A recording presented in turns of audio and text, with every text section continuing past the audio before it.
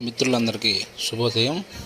ఈరోజు నాగుల చవితి సందర్భంగా ప్రత్యక్షంగా నాగదేవత అమ్మవారు కొలువై ఉన్న ఈ నాగదేవత అమ్మవారి క్షేత్రం విశాఖపట్నం జిల్లా దువ్వాడ రైల్వే స్టేషన్కి ఆపోజిట్లో ఉంది.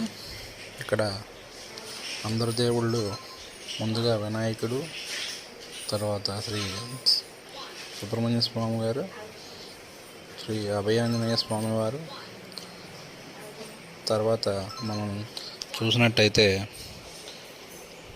అయ్యప్ప స్వామివారు, తర్వాత పార్వతీ పరమేశ్వరులు, తర్వాత శ్రీ మోదమాంబ అమ్మవారు మరియు